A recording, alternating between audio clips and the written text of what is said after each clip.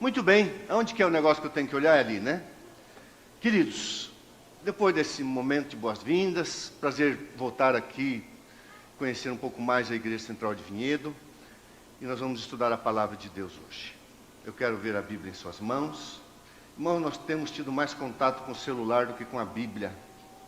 O Décio tem um negócio no WhatsApp dele, diz assim, a gente era mais livre quando o telefone ficava amarrado, né? E eu gosto disso. Infelizmente, eu não trago para o celular, eu trouxe hoje por um propósito. Eu não uso mídia, eu gosto do texto. A Marte diz que do texto bíblico brota a vida de Deus. A palavra de Deus é a semente. E o que brota de dentro da semente? A vida de Deus brota dentro da Bíblia. Por isso que você é transformado pelo poder que brota do texto bíblico. Não podemos perder o contato com o texto bíblico. Vamos orar.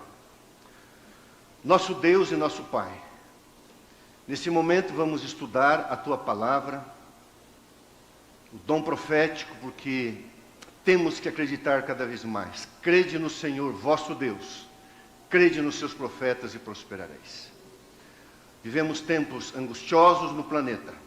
Guerras no leste europeu, guerra no Oriente Médio, milhares de conflitos no continente africano, campos de refugiados, tragédias naturais, aparentemente, mas que são sinais de Deus.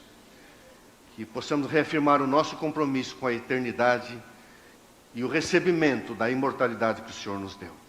Nos abençoa nesse momento, prega pelo Teu Espírito em nome de Jesus. Amém. Antes de tudo, eu vou pedir para o Tarso colocar lá um convite. Eu tenho um canal, eu me aposentei, me aposentaram, graças a Deus. Um acordo com a organização, está tudo certo. Um pouquinho antes, faltando aí só 3 anos, mas Deus tem um plano em tudo, né? E eu vou fazer uma semana de oração na Central do Rio de Janeiro, de 16 a 23 de novembro. Vou tratar das últimas parábolas de Jesus sobre as vestes para a imortalidade. Se você não conhece meu canal, Pastor Grittner, quiser se inscrever, não vou cobrar nada. Também não vou te dar nada, mas eu ia ficar contente. Tá bom? Então você que é do Rio de Janeiro, você que me acompanhou durante a pandemia, a gente vai estar juntos, orando muito. Pastor Gilson Montim, meu xará, uma parceria com a igreja, vamos trabalhar essa questão da imortalidade que eu tenho estudado, pensado muito nisso, porque ela está chegando. Irmãos queridos, eu quero me referir agora a um pouquinho ao meu canal, vou pedir licença para vocês. Eu estava fazendo uma semana de oração fora do Brasil. Nos Estados Unidos, eu vou lá todo ano trabalhar e publiquei um negocinho e a pessoa disse que eu estava sendo vaidoso, como se fosse para os Estados Unidos era vaidade. É vaidade. Eu fui trabalhar lá, eu fui chamado para trabalhar lá como pastor oficial, não quis ir, porque eu tinha um compromisso com o NASP São Paulo. Então não é vaidade, não é serviço. Nós batizamos 5 pessoas e deixamos mais de 10 pessoas preparando. Em abril vamos voltar e batizar, e temos outra semana em outra igreja. Hoje a América, irmãos, é um campo missionário. O nosso grande seminário de teologia, Andrews, não está recebendo mais do que meia dúzia de interessados em fazer teologia por ano. Há uma grande crise no ministério americano, não no ministério de língua hispana, nem de línguas portuguesas, né? Luso-brasileiras, que a gente fala lá nas nossas igrejas, enfim. E impressionante, irmãos, como os queridos pastores americanos estão envelhecidos e a igreja não tem lá, entre aspas, peças de reposição. E nessa semana eu estava lá muito afônico, respirando muito pela boca, não sabia que estava com uma grave inflamação nasofacial. Estou tomando antibiótico. O antibiótico, já mudei de antibiótico, não está fácil esse negócio aí. Por quê? Eu me criei numa região muito gélida, e eu já fiz uma cirurgia grande em 2006, e tinha resolvido o problema. Mas por alguma razão voltou. Então, quando você está com sinusite, então eu fiquei olhando um pouquinho alguns sermões. Teve gente que escreveu assim, leva água para o pastor que está tendo um infarto. E realmente parecia que estava tendo um infarto, mas não era. Então, só uma explicação, eu estou ainda combatendo uma infecção aqui no rosto, na região nasofacial. Vamos lá. Primeira carta de Timóteo 6, versos 16. Vamos manusear a Bíblia depois dessa breve Introdução. Primeira carta de Timóteo 6, verso 16. Um texto conhecido que a gente usa por aí, em estudos bíblicos sobre imortalidade. Acharam? Primeira carta do apóstolo Paulo ao jovem pastor Timóteo, capítulo 6, verso 16. Está falando de Deus, nosso soberano, o único que possui imortalidade, que habita em luz inacessível, a quem homem algum jamais viu nem é capaz de ver. A ele honra e poder eterno. Amém. Agora vamos para ao lado ali, 2 Timóteo 1, verso 10. Vamos ler o 8 em diante. Porque Deus não nos tem dado espírito de covardia, mas de poder, de amor e de moderação. Diz Paulo a Timóteo: não te envergonhes, portanto, do testemunho de nosso Senhor, nem do seu encarcerado que sou eu. Pelo contrário, participa comigo dos sofrimentos a favor do Evangelho, segundo o poder de Deus, que nos salvou e nos chamou com santa vocação, não segundo as nossas obras da carne, mas conforme a sua própria determinação e graça, que nos foi dada em Cristo Jesus antes dos tempos eternos, e manifestada agora pelo aparecimento de nosso Salvador Jesus Cristo, o qual não só destruiu a morte, como trouxe à luz a vida e a imortalidade mediante o Evangelho. Muito bem, agora quero que você vá comigo para 1 Timóteo 1, verso 17, depois 2 Coríntios 15. 1 Timóteo 1, verso 17. Estou repetindo de forma diferente a mesma coisa. Assim ao Rei eterno, imortal, invisível, Deus único, honra e glória pelos séculos dos séculos. Amém. Primeira carta aos Coríntios, capítulo 15. Primeira carta de Paulo aos Coríntios, capítulo 15.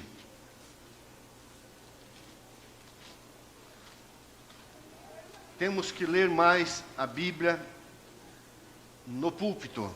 Verso 50 até o verso 58. Os vivos serão transformados. Isto afirma, irmãos, que a carne e o sangue não podem herdar o reino de Deus. Tem que nascer de novo.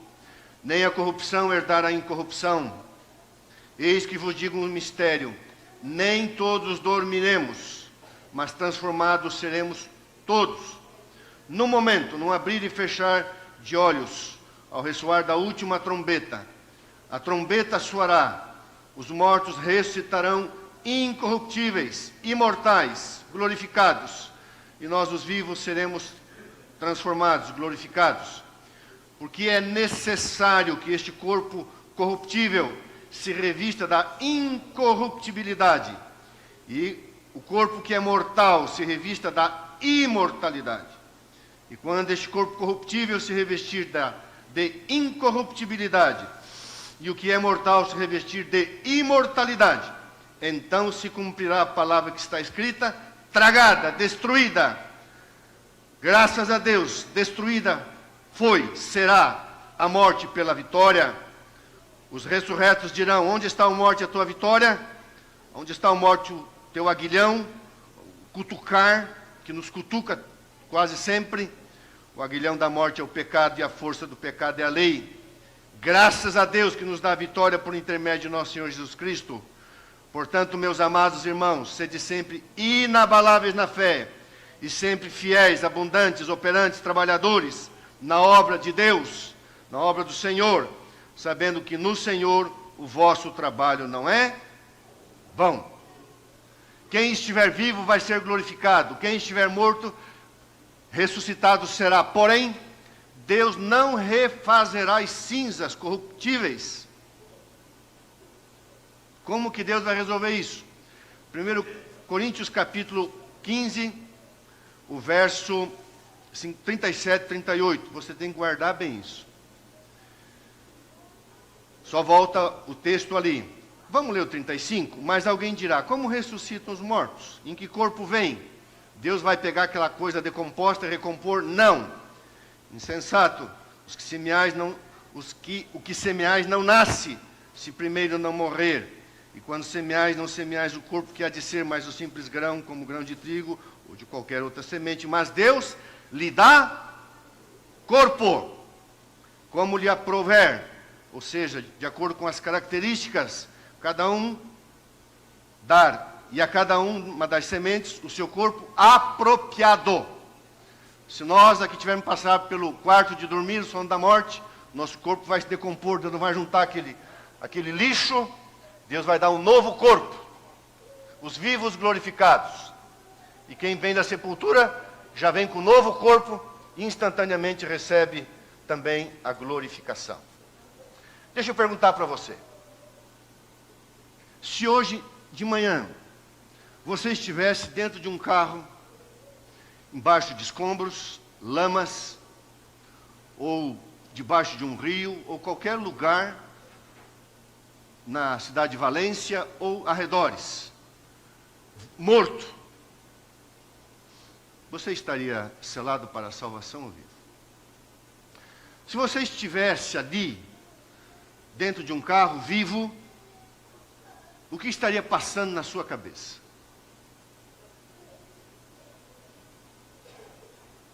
Por que eu trouxe o celular? As coisas são muito rápidas, isso aqui já é de um dia atrás. Sobe para 205 o número de mortos na maior enchente do século na Espanha. Está falando desse século de 24 anos. A maioria das vítimas morreu, nós sabemos, na cidade de Valência e arredores. Dezenas seguem desaparecidas na província de Valena.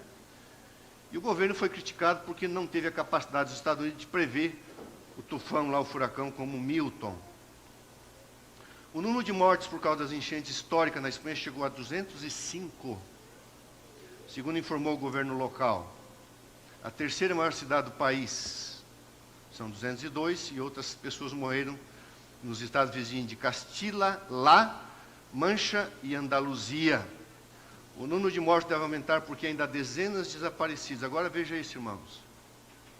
Segundo as autoridades espanholas. E o ministro dos Transportes espanhol afirmou que muitas pessoas ficaram presas dentro de carros.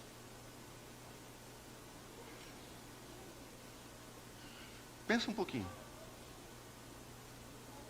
No momento em que você foi pego de surpresa, talvez esteja alguém vivo lá, em algum lugar que a água não alcançou, ele está lá dentro do carro respirando, esperando. Mas não se sabe se são dezenas ou centenas de pessoas que estejam lá dentro dos carros, amontoados, e só Deus sabe como, onde, em que condição serão encontrados. O dano foi tão grande, comparado a um forte furacão ou a um tsunami. Foi uma das piores já registradas neste século. Irmãos, quando a Bíblia fala, pensai nas coisas lá do alto, não nas que são aqui da terra. A Bíblia chama isso aqui de pouco, nada. Isaías fala menos do que nada. No ano 2000 eu voltava de um acampamento de carnaval na cidade de Apiaí. Era diretor de publicações de Campinas. Mas quem conhece a região que desce de Capão Bonito para Serra Azul, no limite lá com o Paraná, onde construímos uma igreja quando eu era garoto, pastor Bom Retiro, sabe que em 2000 aquilo ali era horrível. E numa reta, eu lembro que era uma reta, com curva para cá, chovendo. Eu tinha uma Santana Quanta, eu lembro que eu coloquei uma quinta e joguei o ponteiro erroneamente a 110 e olhei para a placa 60, e quando eu cheguei a 70 eu não tinha mais carro na minha mão, e vinha um caminhãozinho, uma carreta 3 eixos com 35 toneladas, muito legal. E meu carro foi, e eu sou filho de caminhoneiro, sei que é uma carreta pesada, apesar de ele estar subindo em pouca velocidade, ele ia simplesmente passar por cima do meu carro. Eu virei o rosto e disse, meu Deus, morri. Meu carro aquaplanou, havia óleo naquela curva, havia areia, estava chovendo, tinha um córrego. E eu assim me virei o rosto e disse para Deus, Senhor, morri. Mas segurei. Segurei, não deu tempo de fazer nada. Nem de pedir perdão, acho que estava perdoado. Mas veio o negócio. A bondade de Deus achou por bem me manter. Os irmãos tinham dado uma caixa de tomate. A Santana Quanto não tem divisória. A caixa de tomate foi assim. Aquilo esparramou nos vidros, irmãos. Parecia que tinha uns 500 morrendo ali dentro. Todo mundo achava que era sangue.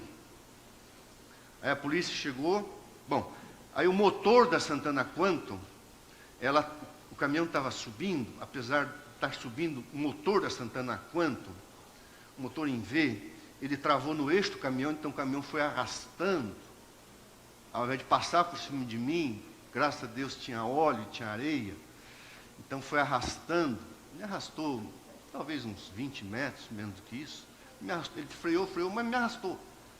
E o anjo do Senhor falou assim: até aqui virás, daqui não passarás. E aí eu estava ali, o carro pegou fogo, o caminhão tentava atirar em cima de mim, mas ele ia para lá, me puxava, vinha para cá, me puxava. Eu só via aquele caminhão para lá e para cá, tentando me tirar. O carro estava pegando fogo e o para-brisa em cima de mim. E eu ali consciente, aí sim, aí eu pedi perdão de todos os pecados, até aqueles que eu não tenho nem ideia. E eu achei que não sentia nada. O fato é que eu só tive um pequeno corte. Uma história longa. A polícia chegou, perguntou onde estava a vítima. Ele falou: não é sangue, é molho de tomate. É molho de tomate ao vivo, cru, um fresquinho. Irmãos, a vida é tão... Eu fui para o hospital, aí chegou um camarada lá que tinha cortado o braço dele com uma foice, uma coisa muito legal, uma briga de roça, e assim, o negócio é violento. E o cara chegou urrando lá, o médico falou: tem que atender primeiro. Eu falei: vou atender. Pedi para ligar para casa, minha filha mais velha e a menorzinha, a mãe estava em Mafra, na casa do meu sogro.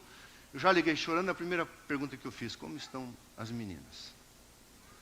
Aí contei para minha esposa que eu sofri um acidente, não assustei, mas podia ter morrido ali. A vida é assim, né? E hoje de manhã eu parei aqui, quis olhar a notícia que é de ontem, não temos informações de hoje. Aliás, não achei, também não procurei informações de hoje na cidade de Valência. Mas eu fiquei assim um pouquinho ali dentro do carro, imaginando. E se fosse eu? E se fosse você? Porque um dia vai chegar. Se Jesus não voltar, e eu creio que vai voltar, mas irmãos, como alguém escreveu essa semana, a gente não vai ver mais do que uma breve existência aqui, de 27, 26 mil dias, que é a média do brasileiro, 27 mil dias. Um dia pode chegar, e talvez para alguns de nós que estamos aí na casa dos 60 anos para cima, talvez chegue. Pode ser de uma forma abrupta, pode ser uma doença de poucos dias, semanas, meses, como aconteceu com amigos meus, descobriram um câncer, assim, um mês, morrer. Não sei. A irmã diz assim: devemos manter a mensagem da volta de Jesus diante do povo. Se chegou um tempo de você manter a mensagem da volta de Jesus diante do povo, esse é o momento. Então eu escolhi esse tema: Deus é o proprietário da imortalidade. Agora sim eu vou trabalhar com os slides. Pode colocar lá, querido. Nós lemos os textos aqui. E eu agora vou fazer, irmãos, o que eu mais gosto de fazer. Usar a Bíblia, como já lemos, não é um sermão expositivo, exegético, é um sermão temático. E o dom profético. A grande causa da apostasia e abandono da igreja vai ser não acreditar no crede no Senhor vosso Deus e crede no dom profético. Não é uma pessoa, é um dom dado à igreja. E cada vez mais esse dom se torna realidade. Ela diz: haverá continuamente tempo do fim. Tragédias no ar, na terra e no mar. O bramido das águas, das ondas. O que está acontecendo na Espanha, irmãos, não é uma causa natural de aquecimento global apenas. É uma breve soltura de um dedinho de um anjo. Porque se Deus soltasse o mundo da jurisdição do diabo, totalmente, nós não entenderíamos mais o que seria o planeta Terra. O mundo já vive, o planeta já vive uma desordem moral, uma desordem judicial, uma desordem de governo, de política, porque a palavra política significa uma ação de governo, não estou falando de politicagem. Vivemos uma situação, você sabe, você está acompanhando. E a grande questão, irmãos, qual é a saída? A eleição de um novo presidente na Norte América, que isso influencia a economia mundial e as políticas. Eu leio, eu acompanho, porque a profecia se cumpre na história. Nós temos o nosso método historicista, e eu estou lendo, acompanhando. Porque o que vai acontecer lá vai afetar a gente aqui um dia, não só em termos econômicos, mas futuramente em termos religiosos, você bem sabe. O Salvador do mundo deixou um santo e puro exemplo para todos os homens. Ele ilumina, eleva e traz imortalidade a todos os que obedecem às reivindicações divinas. Irmãos, é uma coisa que parece que a igreja deixou de falar, deixou de pregar. A santidade, a perpetuidade da lei de Deus, mas a sua obediência à lei de Deus. Você sabe que nós não somos salvos pela obediência à lei. Mas como tenho falado várias vezes, anule a lei de Deus e tire Jesus da cruz. Sem lei não há pecado, sem pecado, para que Salvador? A obediência tem o seu lugar como resultado de salvação. As obras da fé importam, sim. Não as obras da carne para a salvação, mas as obras da fé, o fruto da fé em Deus. E Jesus trouxe, irmãos, a imortalidade, porque pertence a Ele. Aqui é uma pergunta que eu não coloquei ponto de interrogação, peço perdão. Estamos nos preparando para encontrar-nos com aquele que, acompanhado por uma comitiva de santos anjos, há de aparecer nas nuvens dos céus para dar aos fiéis e justos o toque final da imortalidade? Tarsis, querido Júnior, se não der para transmitir, deixa, Juninho, tá? O microfone?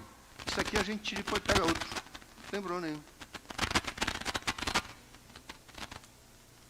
Aqui a gente... O pessoal que está assistindo já sabe, é tudo assim, ó. Sem muitos milímetros, a gente tira o terno, tira o microfone. Isso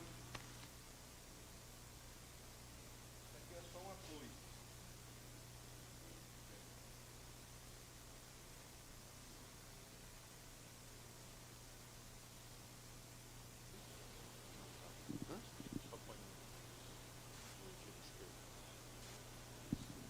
Olha que chique, irmão. Vou pegar com o negócio na orelha aqui, ó. Acho que é ponto que chama, né?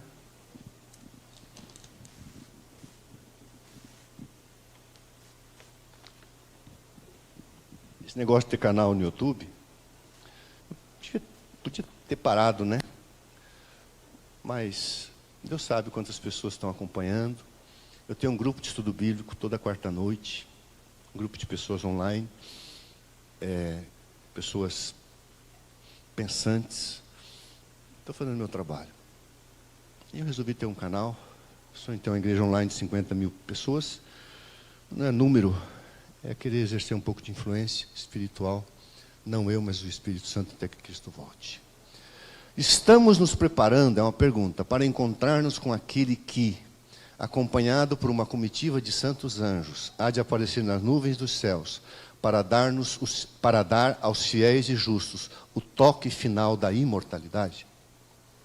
Deixa eu perguntar para ti, querido irmão, querida irmã, você pensa na vida imortal? Primeiramente, você quer ser uma pessoa imortalizada ou não? Ninguém quer. A pior... Eu vou ter que cuidar que eu sou pastor da igreja, né? Mas, irmãos, a pior coisa que pode existir para um cristão é a apatia em relação a assuntos que tem a ver não apenas com o nosso bem presente. Com o nosso bem presente, a gente não é apático, já viu? A gente paga a conta, a gente se estressa, a gente trabalha, a gente constrói, a gente vende, a gente compra. A gente é bem ativo no bem-estar presente. E tem que ser. Cuidar da nossa casa, da nossa moradia e o nosso bem externo. Está tudo certo, tudo bem. Eu vou falar uma coisa aqui, não se ofende, se ofender, não precisa me convidar mais. Irmãos, não é legal botar uma caixa de ofertas aqui. A oferta tem que passar na frente das pessoas. Às vezes nós atrapalhamos a obra de Deus. Eu falei para o Décio, eu vou falar. Não tem nada a ver com isso, pode ser que o Camacho me ligue, mas o ideal, irmãos, é passar a salva. Esse é o ideal. Eu vou usar uma palavra que não se ofende, não estou falando que a igreja está fazendo isso. Mas nós não podemos, irmãos, assim, banalizar algumas coisas. Eu cheguei no IASP, 2012, para ser pastor. Tinha vindo de Curitiba.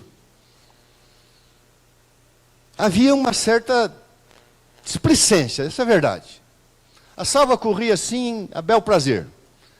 E nós criamos um sistema em que os diáconos, até os irmãos se irritarem, depois paramos. O banco era apertado, os diáconos passavam em frente às pessoas. Ah, pastor, constrange? Constrange um pouco, sim. Mas nós construímos 4 igrejas quando fui pastor em Hortolândia. E deixei o caixa da igreja com mais de 600 mil. Não é dinheiro. E aí os diáconos vinham, mais de 90 diáconos tinha igreja. Aí tinha aquelas escalas enormes. Aí eles se perfilavam e eles tomaram a iniciativa. Os diáconos do meio, cada um ia para a ponta e eles vinham da ponta para o meio recolhendo a oferta deles. E eles colocavam a oferta. E a gente consagrava. É um ritual. Tem que ter esse ritual na igreja. Agora, por exemplo, se eu conheço um pouco o Luiz, ele vai se constranger e vir aqui trazer R$1.000. Porque, vai dizer assim, o cara tem dinheiro, né? Realmente ele tem. Eu não vim. Aí eu vi o meu netinho vindo, eu falei, eu vou lá, mas constrange. Eu queria que alguém fosse lá alçar a minha oferta.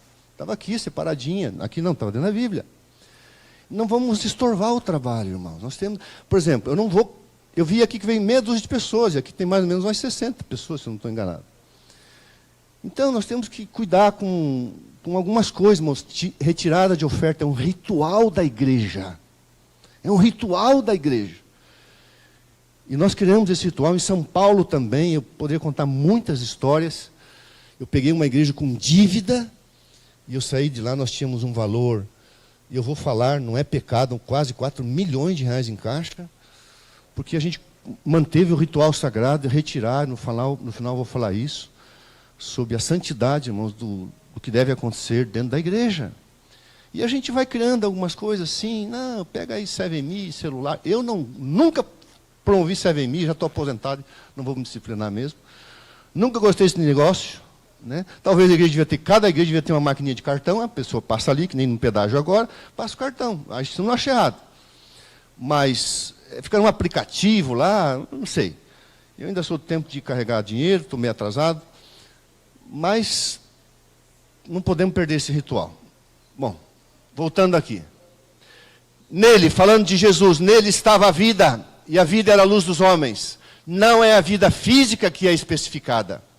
Mas aí vem o tema do sermão. O sermão você não faz, ele nasce da leitura.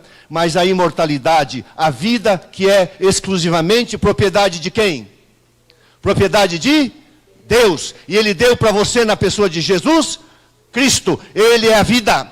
Quem tem Cristo tem a vida. Não a vida aqui, mas a vida eterna. Viver sem Jesus aqui, irmãos, é um mero passatempo. Às vezes eu fico vendo algumas pessoas querendo estender 1, 2 anos de vida. Eu acho que tudo bem, cada um vai estender. E eu vou repetir aqui a história para aqueles que conhecem especialmente o Maurício Góes. Conheci o Elias Azevedo, um pouco mais, quando fui pastor do NASF São Paulo. A dona amada, santa, querida, uma mulher de Deus, Hilda Azevedo, quando teve câncer, falou assim, o câncer veio, se Deus quiser, Deus tira. Isso é uma questão dela. Eu não quero perder minha capacidade cognitiva, não vou fazer químio, rádio, vou contar a história para meus filhinhos até morrer. E ela dormiu em paz com Cristo, com 50 e poucos anos, Elias ficou fiel, também descobriu um câncer, eu era pastor, no hospital, ele ria, pastor, estou em paz com Deus. Uma tarde ele já estava em casa, sabendo que não havia mais solução, ele falou, não tem solução? Então solucionado está. Eu quero ficar em casa, eu quero ficar deitado, conversando com Deus. A sua neta querida foi até o quarto, e ele começou a ter espasmos para a morte. E ela se assustou, e ele conseguiu segurar, chamou ela e falou assim, filhinha, não se apavora não. Vai demorar só mais um pouquinho. Vovô já vai dormir. Não se apavora. Ela saiu para buscar socorro, porque ele conseguiu falar isso para ela, quando voltaram ele já estava dormindo. Foi para o quarto de dormir, que significa coimaterium em grego, cemitério em latim, título dado aos cristãos que levavam os seus primeiros mortos aos campos. Quarto de dormir, isso significa a palavra cemitério. Ali, fizemos sepultura na época da Covid, o funeral foi no jardim da sua casa, os fundos. Você olhava para aquele homem de 86 anos, 84, não lembro exatamente, acho que é 84. Elias Azevedo, um grande exemplo de um cristão. Ele e a família. Eu olhava ali e dizia assim, bom, agora o corpo volta ao pó, vai ter que compor, mas a vida está guardada em Cristo Jesus. E parece ter tão simples, todavia tão profundo como as coisas de Deus são. Jesus fala assim, ó, vai dar um novo corpo, Elias, com as características físicas dele, e vai fazer assim, ó, vai soprar fôlego da vida, e ele vai voltar, e vai ser imortal. Você pensa algumas vezes sobre isso? Você se preocupa com isso? Você está sendo fiel a Deus por isso, não para a salvação, para você ter a segurança em Cristo. Aconteça o que acontecer, você não vai perder esse presente de Deus. Deus deu tudo sem ter nada mais para dar na pessoa de Cristo. O céu fez tudo sem ter nada mais para fazer. E agora a última promessa é, eu vou te dar a imortalidade que é propriedade exclusiva minha. E eu creio que você também.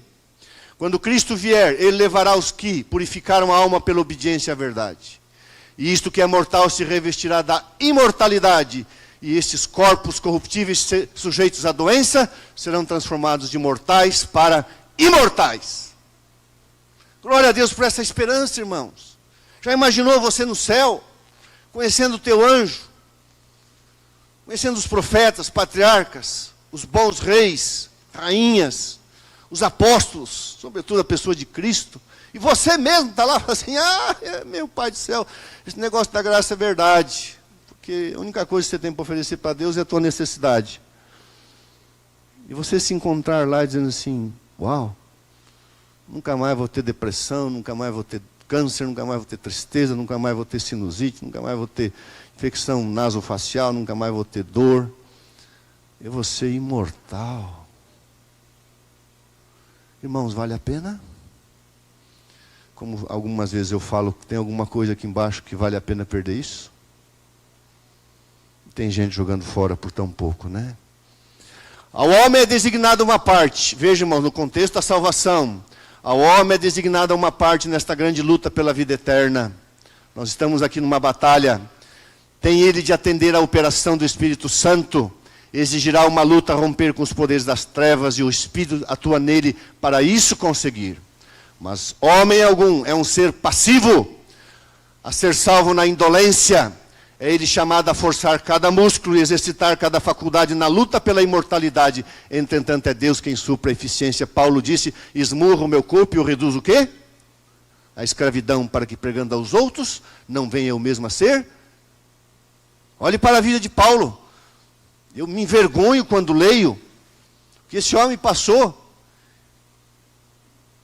E a gente, por qualquer bobagem, o pastor já se ofende, não sabe, sabe? Era chicote, era açoite, era prisão, era naufrágio, era surra em cima de surra, era escárnio, zombaria, perseguição pelos patrícios. Que esse homem, por isso que Paulo, existe um peso de glória, o céu vai ser diferente para esse homem, e tem que ser. Mas o céu também pode ser especial para você e para mim. Depois de serem os santos mudados para a imortalidade e tomados com Jesus, depois de haverem recebido suas harpas e vestes e coroas, e de entrarem na cidade, Jesus e os santos assentam-se em juízo. Agora veja, irmãos, isso é real. Os livros serão abertos, são abertos. O livro da vida, o seu livro com a sua história, e o livro da morte. O livro da vida contém as boas obras dos santos, e o livro da morte as obras más dos ímpios. Esses livros são comparados com o livro norma, a Bíblia, a palavra de Deus, e de acordo com isso são os homens julgados. Não somos salvos pelas obras, seremos julgados por elas e recompensados, para o bem ou para o mal, porque elas demonstrarão o que nós de fato escolhemos, são apenas resultados. Os costumes e práticas dos homens, Os costumes e práticas do homem mundano em sua perseverança e suas energias e de se prevalecer de toda oportunidade para aumentar seus depósitos, deve ser uma lição àqueles que se dizem filhos de Deus e buscam honra, glória, honra e imortalidade. Quanta energia, quanto esforço, quanto estudo, quanta capacidade. Não estou dizendo que é errado, irmãos, mas dá uma... Não sei se você... Esse dia eu estava olhando o que esse tal de Elon Musk tem criado, inventado. Agora tem um táxi, que você chama o táxi por aplicativo, o carro chega, você embarca. Eu nunca vou embarcar no negócio daquele. E se der problema com o aplicativo? O cara vai me levar para onde? Se eu estiver numa ponte. Aí, mas você chama um carro por aplicativo, o carro abre a porta, você entra, olha para quem? Para ninguém. Aí, no aplicativo, eu quero ir para tal lugar. Agora trouxe um foguete de ré lá e botou numa plataforma direitinho, acoplou lá direitinho. O pessoal fica estupefato. A capacidade, a energia, a sabedoria. Por isso que a Bíblia diz, os homens do mundo são mais sábios que os filhos os homens desse mundo, né, chamados filhos das trevas, são mais sábios que os homens da luz. Investe força, energia, capacidade por uma coisa que vai passar. Não estou dizendo que é errado, até uma coisa boa. Ele quer porque quer botar uma plataforma espacial na Lua, para da Lua, dessa plataforma, nunca ninguém teve essa ideia, uma plataforma na Lua, dessa plataforma alcançar outro planeta. Vai encontrar. Mas, irmão, o que interessa é que a gente um dia vai ter uma viagem sideral de 7 dias, passando pelos mundos não criados, os mundos criados, onde o pecado não entrou, e durante o milênio nós vamos alçar voos incontáveis como os anjos, e nós vamos conhecer, eu não sei se tudo, mas porque Deus não foi o Criador, mas diz Deus é o Criador, e a sua criação é tão infinita quanto Ele o é, a gente não tem ideia de quem é Deus. Aí a gente vai viajar, Lua, que Lua, a gente vai passar por ali, ó, acho que nem vai ver, tão escura que é. Aí a gente vai passar pelos sistemas aí, a gente dá nomes humanos, não sabe como Deus chama. Imagina um dia Deus chamar todos os representantes de todo o universo criado, ir para uma reunião e falar, aqui os redimidos. Aí passa o milênio, aqui vai ser a morada de Deus com o homem. Aí vai ter uma reunião, um concílio de Deus com toda a família sideral. Aonde? Aqui no planetinha caído. O mundo não será apenas redimido, o mundo será exaltado. Aqui será o tabernáculo de Deus com os homens. Lá no céu ele estendeu o seu tabernáculo, aumentou um espaço para a gente morar. E depois o seu tabernáculo será aqui. E nós teremos uma natureza diferente. Pedro diz que nós temos uma natureza humana divina. Jesus tem uma natureza divina humana. E nós teremos, a gente não entende bem isso. Nós temos uma natureza superior, irmãos. Jamais deixaremos de ser humanos. Mas temos parte da natureza de Deus. Um dia nós vamos entender isso. Avançando no tocante, agora eu vou entrar aqui, irmãos, no que o Décio me pediu. E está certo pedir.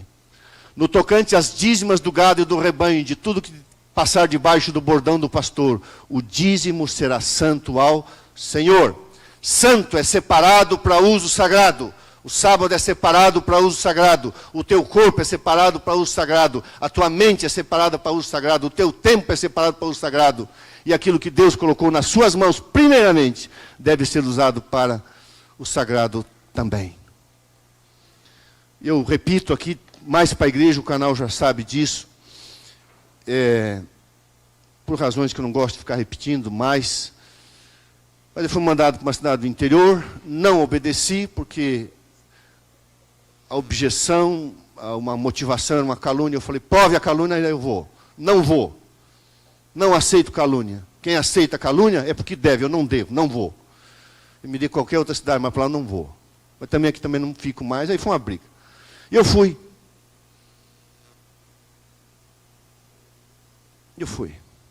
Hortolândia, nós temos 53 igrejas, mais de 12 distritos pastorais.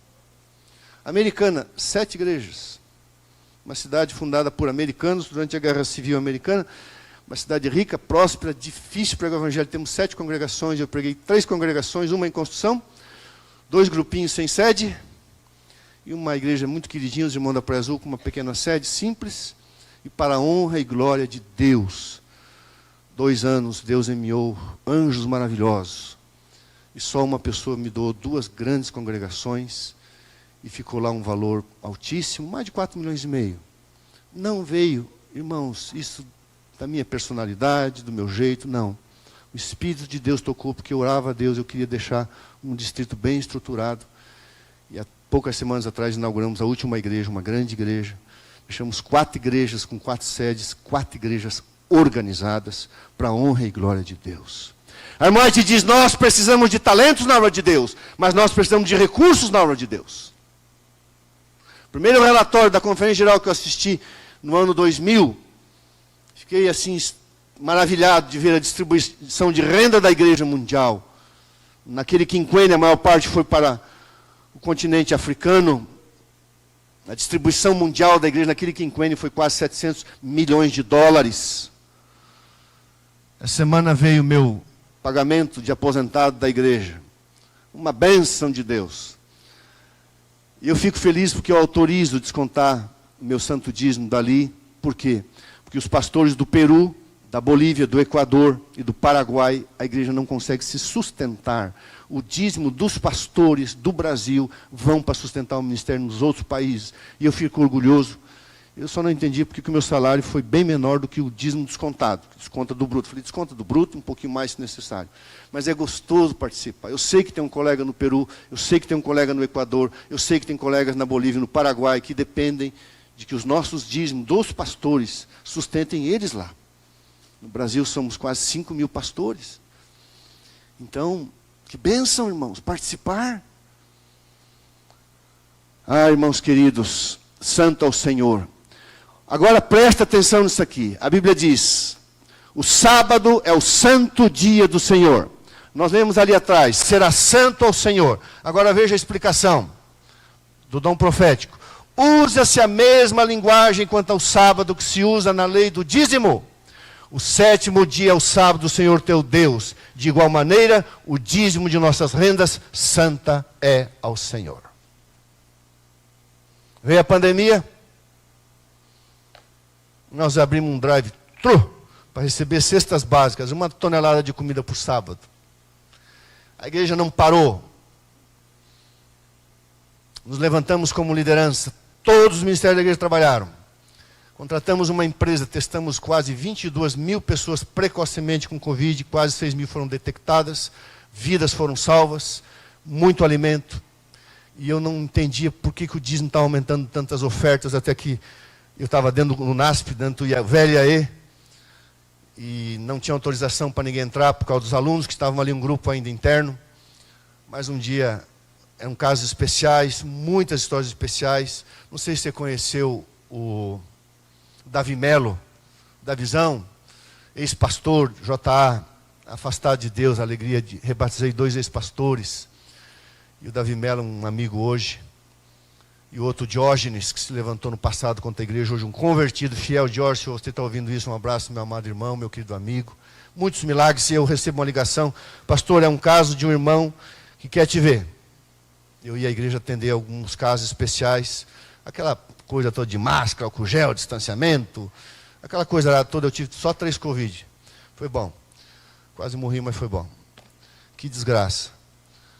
Aí eu falei, mas o que é? Não, pastor, ele quer falar com você, mas é caso de saúde, é problema de família? Não, pastor, é coisa particular. Eu pergunto o que é esse pastor, ele disse que é para o senhor confiar. Eu não conhecia os membros, eram 5 mil pessoas, só tinha ficado 1 ano como pastor.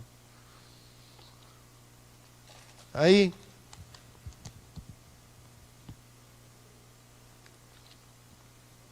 era um sábado, eu tinha acabado de pregar. Eu falei, ó, mas eu vou almoçar, vou para o drive-thru. Pastor, mas quem é? É fulano. Diga para ele, vai entrar, falar e sair, se não é caso urgente. Ele falou, é urgente. Mas não é saúde, não é família, não é pecado, é urgente. Eu falei, mas o que pode ser urgente? Tá bom, abri a porta, já botei aqui a máscara. E ele chegou já com máscara, pastor, já passei álcool gel e tal, não conhecia direito. Aí estava com um saco. Pegou aquele saco assim e virou em cima da mesa. Falei, o que é isso, irmão? Eu era infiel a Deus. Eu tenho mercado de um hortifruti forte.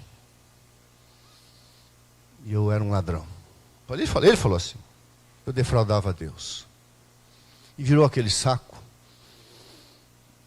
Eu vim trazer, pastor, perante o servo do Senhor para Deus. Aí eu falei, só um momento, a tesouraria ficava em cima.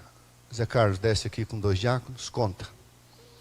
Na frente dele, lá em cima, pode recolher, irmão. Não se ofenda eu não tocar, não vamos só orar, mas o pastor não toca nas coisas sagradas, nesse quesito. Tem um ministério para cuidar.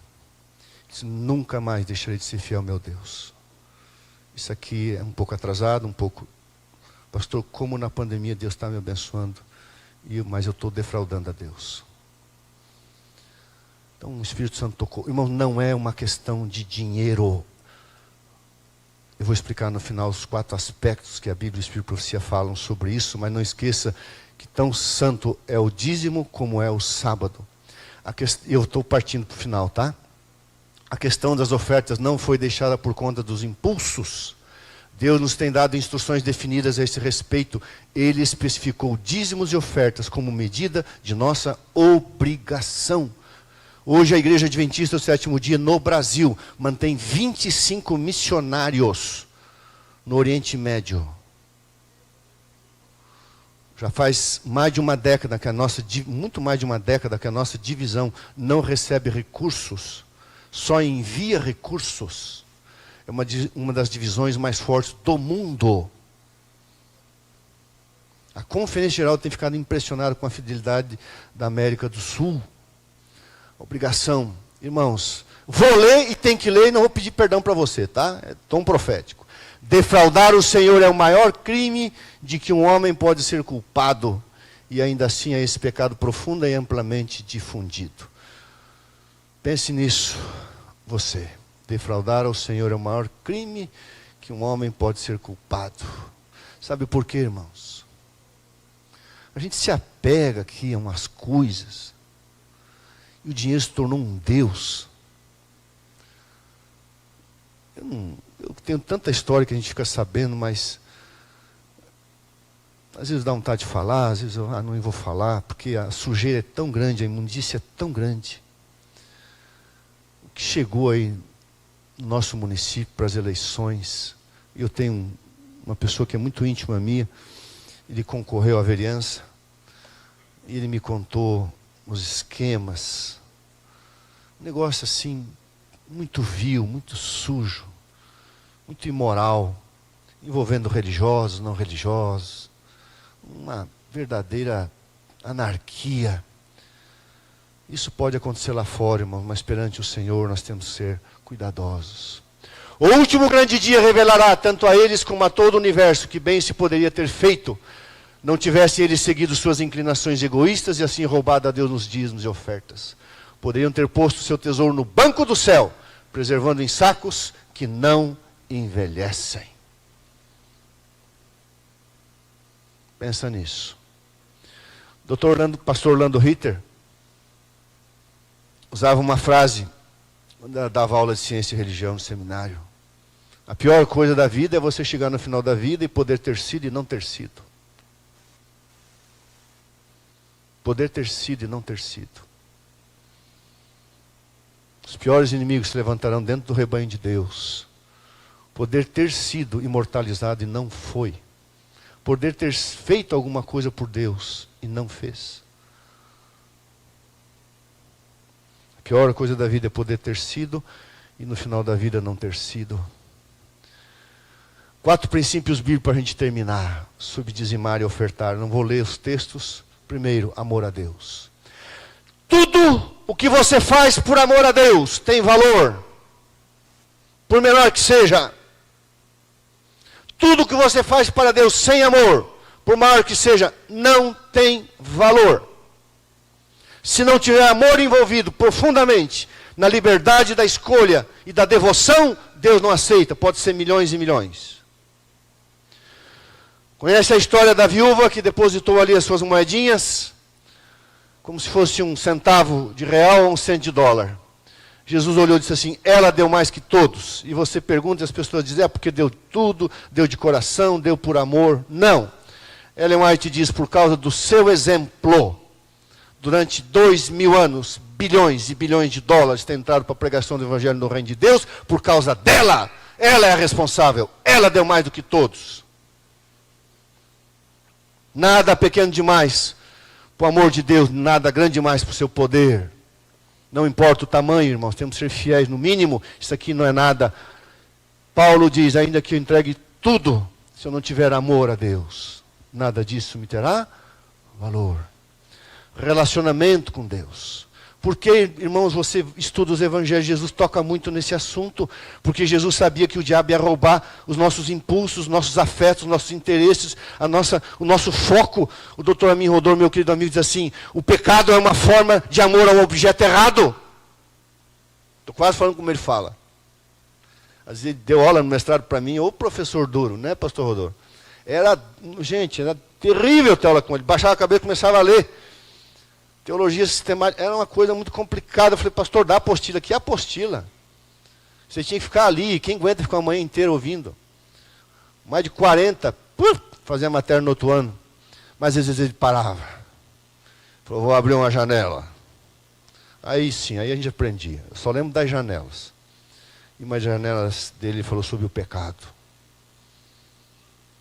Explicou a compreensão do pecado. Ele disse, finalmente, o pecado é uma forma de amor ao objeto errado. Para mim, essa é a melhor definição de pecado.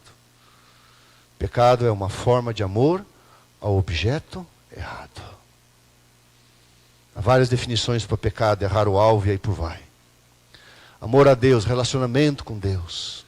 Irmão, você não pode olhar o dinheiro como um Deus, mas uma forma de você se relacionar com Deus, porque Ele não te pertence. Por quê? Porque Deus não dá esmola, irmãos. Deus não te dá esse terno, essa roupa que vai daqui a um pouco sujar, envelhecer, tem que comprar outra. Deus não vai te dar um sapato que vai acabar com o solado, hoje não se ressola mais, troca. Deus não vai te dar um carro, não, Deus não dá essas coisas, irmãos. Deus, filho, isso não é teu. O que é teu está guardado aqui em cima, o que é vosso. Isso aí é pouco, isso aí não é nada. Não se apega a essa coisinha aí. A rua da tua casa é de ouro, as portas são de pérola. Eu tenho uma coroa de estrelas para você, de ouro. Eu tenho uma harpa para você, que eu mandei fazer uma casa. Você já parou para pensar na literalidade disso? Vocês que moram aqui, estão tudo ricos, moram aqui em Viena, nesses condomínios chiques aí. Você já pensou? Você acha que está fazendo um condomínio assim, tipo, não vou falar o nome, porque eu não tenho, vou respeitar a empresa, aquelas casinhas assim, tudo igual? Não, Deus olha por irmãos assim, eu vou fazer uma casa do gosto desse irmão querido. Do jeito que ele quer. Não vai ter churrasqueiro, irmão. Nem adega de vinho. Eu vou fazer uma casa do teu jeito, essa sua senhora? Imagina, irmão, a senhora tem uma mansão. Hoje, se a senhora fosse, eu tenho certeza, olhando para o seu rosto, vou fazer um julgamento que a gente deve julgar as coisas humanas, né? Olhando para o seu rosto, eu acho que a senhora ia ter um grande constrangimento se a senhora ganhasse uma mansão do Trump para morar. Não ia ter? Eu não ia querer. Eu vou morar numa mansão, num castelo, deve ser a coisa mais horrível do mundo, né? Mas no céu não. Deus vai dar uma mansão para você e você não vai ter o menor constrangimento de entrar nele. Sabe por quê? Você vai entender o amor do Pai, que dá o melhor para os seus filhos. Então, irmãos, quem é fiel no pouco, é fiel no muito. Entra no gozo do teu Senhor. Dependência de Deus. Irmãos, eu não poder falar isso aqui. A gente acha, né, a minha força, o meu braço, a minha capacidade, a minha oratória, o meu talento, o meu recurso, o meu dinheiro, minhas casas, os meus bens, minhas propriedades. Não estou errando. Riqueza não é pecado. É o amor ao objeto que é pecado. Adoração ao Criador, mantenedor e doador da imortalidade. Esses três aspectos, que é 4, eu errei ali, faltou 4 no lugar, repetiu 3. Esses são os grandes motivos bíblicos, irmãos. Amar ao Senhor sobre todas as coisas, um relacionamento de entrega, uma dependência plena, porque, irmãos, isso aqui, ó. Isso aqui envolve Deus. Jó diz assim, se Deus corta a respiração e eu expiro definitivamente, volta ao pó, acabou. Cada ato de respirar é um ato da manutenção divina. Cada alimento que nós comemos, a irmã White diz, devemos o sangue de Cristo. Cada vez que eu me assento à mesa, me lembro dessa citação, eu devo o sangue de Cristo à comida que eu como. Jesus prometeu para Noé, enquanto houver esse mundo, haverá sol e chuva, semeadura e colheita, o mundo não vai acabar por fome, não vai, nada disso, o mundo vai acabar quando Jesus intervir aqui. Porque Deus cuida da raça humana. E a irmã White diz assim, Jesus sente uma repugnância em descer à terra, sabendo que ainda pode esperar um pouco mais. Estamos no final do período de tardança profetizado.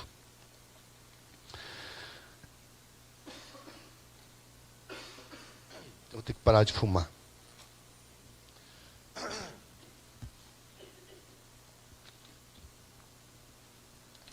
Em 1996, quando conheci a Nara, e o grande piloto de avião, o seu Luiz Bernardino, no primeiro sábado, um irmão me falou assim, visita aquela pessoa ali, pastor. Ele frequenta a igreja há uns 5 anos. Ele fuma, ele não é batizado, mas é uma coisa interessante. Ele é um fiel dizimista e ofertante. Eu falei, agora que você me falou, eu vou na casa dele, ele vai achar que é por interesse. Eu falei, não, pastor. Ele falou para alguém que ele gostou do teu jeito. Eu falei, já fica melhor, né? Aí marquei de ir na casa dele. Ele tinha 32 funcionários, me contou toda a história. Morava no bairro Portão, Rua Caprese. Ali passou a ser um refúgio para mim, nos tornamos grandes amigos. Tive a alegria de levá-lo à decisão, abandonar o cigarro. Batizei ele, a esposa, os filhos, as filhas, fiz o casamento dos filhos. Todos eles são os grandes amigos. E no final de 96, eu batizei ele na família em maio, depois batizando em outros momentos, fazendo os casamentos. E ele me contou que no mês de dezembro ele teve um mês negativo. E eu estava saindo da igreja, e a igreja do Bom Retiro era uma igreja muito gostosa, né, Luiz? Era uma igreja muito gostosa naquela época. A gente fazia muita festa à noite. Era uma igreja com convívio social muito forte. E quando não tinha as festas na igreja, normalmente sábado à noite, a gente ficava juntos, as famílias. Quando ele não estava viajando, e ele disse, pastor, novembro e dezembro, empresa, ó, fechar o ano, os meses aí no vermelho, preocupado, pegar dinheiro em banco, trocar nota promissória. Mas Deus vai abençoar. E aí, todo sábado eu vi ele fazendo a tesouraria que o João cuidava. Eu vi ele lá devolvendo o dízimo regular, que ele devolvia regular. Eu vi ele fazendo um cheque. Eu já tinha intimidade, fui lá, chamei ele de lado. Ó o pastor cabeça dura. Eu falei, amigo, você me falou que você negativou. Deus não está te cobrando disso. Nem oferta. Ele falou assim, pastor. Aí o pastor tem que levar umas lambadas na cabeça, né? Ao invés de chegar e falar assim, irmãos, parabéns, você está sendo fiel. Eu não, fui orientá-lo, né? Tentar orientá-lo e recebi uma boa orientação. Tem que ser humilde para aprender também. Sábio. Ele falou assim, Deus me abençoou 10 para 11 meses. Nada me faltou. Por alguma razão eu estou sendo provado. Mas Deus não vai ficar de lado. Aí eu pedi perdão. Ele entregou. Naquela noite ainda fomos à casa dele. Aquele sábado conversamos um pouco. Ele falou mais das dificuldades. E eu saí de férias. Fui transferido fiquei 2 anos no distrito. Fui transferido para o Rio de Janeiro. Trabalhei no Rio de Janeiro, Campinas, Mato Grosso do Sul. E um dia recebo o chamado para voltar para Curitiba para ser pastor da Igreja Central. Naquela altura ele já tinha construído mais de 30 igrejas. e disse, a gente é muito amigo, ele falou, pastor, qual é o plano? Eu falei, eu tenho 2 terrenos no centro de Curitiba, uma igreja com mais de 40 anos, 7 anos um projeto parado. Ele falou, quanto vai custar? Eu falei, tanto. Ele falou, está aqui a metade. Calçou a metade, a igreja se animou. Em 6 anos construímos a igreja central de Curitiba, para a honra e glória de Deus. Ele já construiu mais de 50 igrejas. Nunca, está passando ainda por uma situação nova que surgiu, nunca deixou de ser fiel a Deus. Nunca. De 32 funcionários, ele chegou a ter quase 1000 funcionários.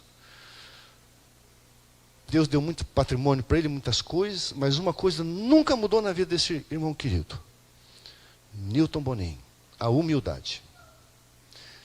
Sempre um cara humilde, sempre o mesmo jeito. Mesmo jeito. Vou terminar, não estava no meu plano, mas só um detalhe.